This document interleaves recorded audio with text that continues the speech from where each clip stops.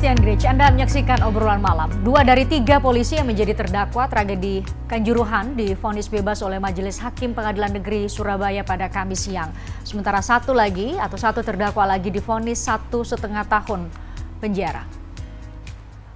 Mantan Kabak Ops Polres Malang, Kompol Wahyu Setio Pranoto dan mantan Kasat Samapta Polres Malang, AKP Bambang Sidik Ahmadi divonis bebas dalam perkara kerusuhan dalam kasus kerusuhan di Stadion Kanjuruhan Malang pada 1 Oktober 2022 lalu. Majelis Hakim yang diketuai Abu Ahmad Sidik Amsyah menilai meyakini kedua terdakwa tidak terbukti secara sah dan meyakinkan bersalah sebagaimana didakwa oleh jaksa penuntut umum. Sementara anggota polisi yang juga menjadi terdakwa dalam kasus tersebut atau dalam kasus ini, mantan Danki 1 Brimopolda Jawa Timur AKP Hasdarmawan dijatuhi hukuman penjara 1,5 tahun. Hasdarmawan disebut atau diyakini oleh hakim terbukti secara sah dan meyakinkan melakukan tindak pidana yang kealpaannya menyebabkan orang lain kehilangan nyawa dan luka-luka. Vonis yang dijatuhkan terhadap 3 terdakwa lebih ringan dari tuntutan jaksa penuntut umum, yaitu ketiganya dituntut hukuman 3 tahun penjara.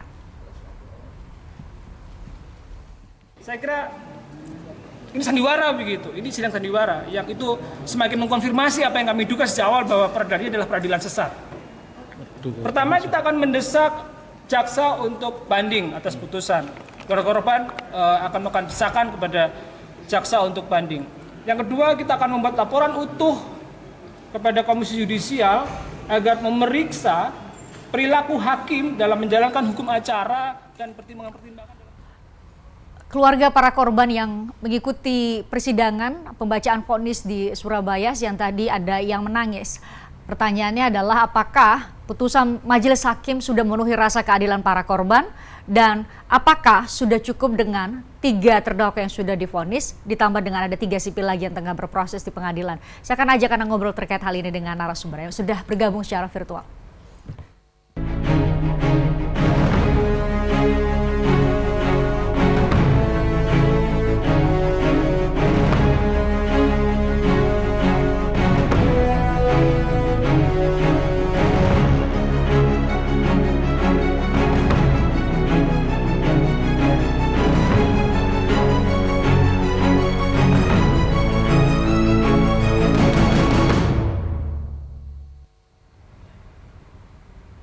Saya ajak Anda ngobrol bersama mantan anggota tim gabungan independen pencari fakta kasus Kanjuruhan, Akmal Marhali. Selamat sore Bang Akmal. Selamat sore Christian. Ya, Bang Akmal, tadi pertanyaan saya, Anda mungkin bisa mewakili tidak hanya keluarga. Kalau keluarga sih kelihatan tadi di ruang sidang mereka langsung menangis dengan putusan dari Majelis Hakim di PN Surabaya. Tetapi Anda mungkin bisa melihat dari sisi objektif maupun subjektif sebagai bagian dari keluarga besar olahraga sepak bola nasional. Anda melihat ini sudah memenuhi rasa keadilan? Ada 3 hal yang perlu ditegaskan. Yang pertama adalah bahwa putusan yang diambil oleh Pengadilan Negeri Surabaya pada hari ini sangat tidak mencerminkan keadilan di meja hukum ya, di mana ada putusan yang dikeluarkan bebas bahwa putusan tersebut tidak sesuai dengan apa yang diharapkan oleh publik. Yang kedua, akan ada anggapan bahwa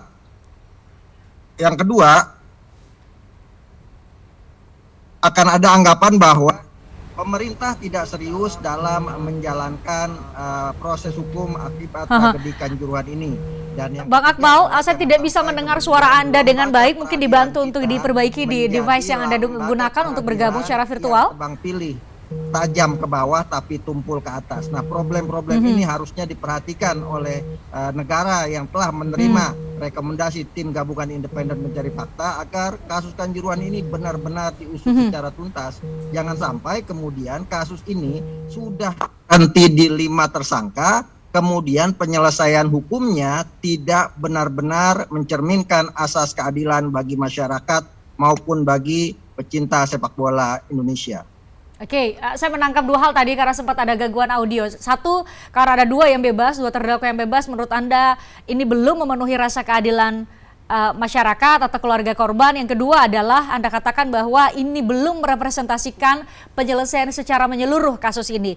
Kita coba fokus kepada mereka, kepada poin 2 Anda. Anda katakan bahwa ini kan sebenarnya ada 6 ya, ada 6 yang sudah berproses hukum. 3 sudah divonis, ada 2 tadi yang sudah Anda sebutkan juga, kami sebutkan kepada pemirsa, ada 2 dari 2 anggota polisi yang divonis bebas. Lantas menurut Anda, langkah menyeluruh seperti apa yang seharusnya 1 diambil oleh para APH, aparat penegak hukum, dan 2 para stakeholder, kementerian dan lembaga terkait?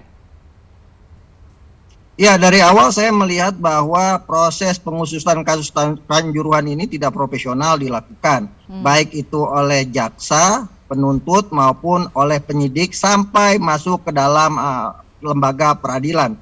Kenapa saya bilang tidak serius? Yang pertama misalnya ada Direktur Utama PT Liga Indonesia Baru yang sudah ditahan kemudian diperiksa, tapi sampai 2 bulan pemeriksaannya tidak jelas dan tidak selesai yang pada akhirnya dibebaskan. Yang kedua, misalnya terkait dengan pelaksanaan hukum, proses hukum di lapangan, betapa banyak kejanggalan-kejanggalan yang dilakukan. Misalnya proses rekonstruksi hanya dilakukan secara simbolis, itu pun tidak di Stadion Kanjuruhan. Kemudian saksi-saksi yang dihadirkan itu sangat jomplang sekali, di mana saksi korban hanya 5 orang, sementara saksi dari pihak kepolisian itu sampai 50 orang. Yang ketiga, sebagaimana sudah diketahui bahwa rekomendasi TGPF maupun tim-tim independen lainnya seperti Komnas HAM, LPSK, dan pihak-pihak lain yang melakukan investigasi di Stadion Kanjuruhan menyatakan bahwa penyebab utama meninggalnya 135 orang di Stadion Kanjuruhan adalah gas air mata. Gas air mata punya siapa? Punya polisi. Dan dari hasil survei dari berbagai lembaga survei menyebutkan polisi adalah pihak yang paling bertanggung jawab terhadap tragedi Kanjuruhan yang menewaskan 135 orang. Tapi kemudian kita dihadapkan pada situasi dan keadaan di mana proses peradilan dan hukum yang dijatuhkan sangat ringan sekali. Sebagai contoh misalnya Ketua Panpel Abdul Haris dan Suko Sutrisno. Abdul Haris dihukum 1,5 tahun penjara, Suko Sutrisno 1 tahun penjara. Sementara tuntutannya adalah 6 tahun 8 bulan dengan KUHP 359, 360 ayat 1 ayat 2. Kemudian juga junto Undang-Undang nomor 11 tahun 2022 pasal 103 dan 152. Di situ disebutkan jelas-jelas bahwa apabila ada akibat kelalaian yang menyebabkan orang meninggal dunia, maka hukumannya adalah maksimal 5 tahun penjara, kemudian denda di dalam Undang-Undang nomor 11 maksimal 1 miliar rupiah. Jadi saya tidak melihat bahwa apa yang sudah diputuskan oleh hakim, dalam hal ini Abu Ahmadi Sidki Amsa, Mangapul, dan Iketut Kimiarsa, sudah mencerminkan keadilan. Seperti tadi disampaikan oleh kawan dari Kontras, jangan sampai ini jadi lembaga peradilan yang menyesatkan, yang tidak mencerminkan keadilan sosial bagi seluruh rakyat sepak bola Indonesia. Kalau kan ada anggota dari tim gabungan independen pencari fakta, kalau Anda mungkin mengikuti terus ya persidangan, dan di amar putusan atau di amar vonis itu kan biasanya disampaikan oleh hakim juga, ini yang menurut hakim atau diyakini oleh hakim menjadi fakta di atas dari berbagai versi yang dihadapkan atau dibawa ke muka sidang. Tapi kalau dibandingkan dengan fakta-fakta persidangan dengan apa yang Anda dan anggota TGIPF lain temukan, menurut Anda fakta apa yang belum dipertimbangkan oleh hakim? Ya, fakta yang paling jelas sekali misalnya kan disebutkan oleh hakim divonis bebas karena salah satunya tidak ada bukti bahwa penembakan dilakukan kepada penonton. Ini kan jelas-jelas pembohongan. Kenapa? Banyak video-video yang ada di masyarakat, baik itu di media sosial maupun di WhatsApp, grup-grup WhatsApp, ditunjukkan bahwa ada dari gas air mata yang ditembakkan oleh pihak kepolisian yang mengarah kepada penonton. Kemudian juga ini ada 45 gas air mata yang ditembakkan. Artinya kalau tujuan utamanya untuk mengurai massa, saya pikir tidak perlu sampai 45 gas air mata yang dilontarkan, ditambah lagi misalnya dari gas air mata itu banyak yang sudah kadaluarsa. Ini fakta hukum dan hasil temuan tim gabungan independen pencari fakta yang sangat faktual, bukan cuma oleh TGIVF tapi tim independen lainnya dalam melakukan investigasi mendapatkan hal yang serupa. Jadi jangan sampai kemudian ada intervensi hukum di dalam yang menyebabkan hakim tidak independen dalam mengambil keputusan. Tapi ini sisi negatifnya adalah bahwa masyarakat tidak percaya terhadap lembaga hukum Indonesia. Tapi ada juga sisi positif yang bisa diambil dari keputusan ini. Kalau kemudian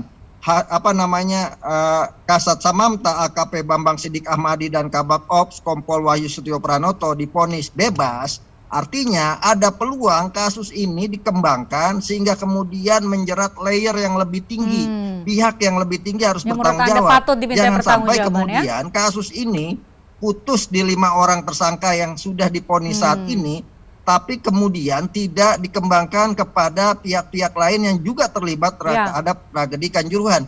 Ini akan mencederai hukum dan juga akan merusak legasi Presiden Jokowi yang sudah membentuk tim gabungan independen pencari fakta untuk mengusut tuntas kasus Kanjuruhan. Juga jangan sampai kemudian nanti ada pendapat dari masyarakat, misal ini 135 orang meninggal dunia akibat kelalaian. Bagaimana misalnya dengan supir bus yang akibat kelalaian menabrak orang yang menyebabkan 1 orang meninggal dunia. Kalau 135 orang meninggal dunia hukumannya hanya 1,5 tahun, nah artinya jangan sampai kemudian kelalaian supir bus, kelalaian pekerja-pekerja yang tidak sengaja yang kemudian menyebabkan orang meninggal dunia, hukumannya lebih berat dari tragedi Kanjuruhan ini. Ini kan berbahaya dalam penegakan hukum. Yang kedua, jangan sampai kemudian ada anggapan dari masyarakat meninggal di sepak bola itu menjadi hal yang biasa. Kenapa? Karena tidak ada penegakan hukum yang benar-benar adil, yang benar-benar tegas, yang benar-benar berat, yang menjerat pelaku-pelakunya. Yang ketiga yang ingin saya tegaskan adalah jangan sampai kemudian kasus ini terhenti di 5 tersangka yang pada akhirnya misalnya tidak menjerat supporter yang turun ke lapangan, tidak menjerat PT Liga Indonesia, tidak menjerat pihak broadcaster, tidak menjerat juga supporter, tidak menjerat direktur utama PT Arema. Nah, ini juga akan menjadi beban moral buat kedepannya, bukan cuma soal moral tapi juga soal penegakan hukum. Jangan sampai kemudian orang nanti beranggapan melakukan pengrusakan fasilitas umum boleh, membakar mobil polisi boleh, tidak dihukum. Kenapa? Karena di Kanjuruhan yang melakukan perusakan fasilitas umum yang kemudian membakar mobil polisi toh tidak dihukum. Bahkan yang menembakkan gas air mata pun dinyatakan bebas dan hanya 1 yang diberikan hukuman, yakni Dangki Brimob AKP Hasdarmawan dengan hukuman 1,5 tahun. Ini bahaya buat penegakan hukum di negara kita ini. Menurut Anda vonis hakim Pengadilan Negeri Pengadilan Negeri Surabaya ini banyak eksesnya karena ini menjadi tolok ukur bagaimana penegakan hukum spesifik di olahraga di keolahragaan nasional kita. Banyak kasus, banyak aspek yang sudah kita bahas di banyak kesempatan juga Bang Akmal. Kita tunggu apakah akan ada upaya hukum lanjutan yang bakal dilakukan oleh jaksa penuntut umum menyusul vonis bebas dan vonis 1 tahun 6 bulan penjara. Tiga-tiganya sih di bawah tuntutan jaksa penuntut umum. Terima kasih, nanti kita ngobrol lagi di lain kesempatan. Saya ucapkan terima kasih buat Anda.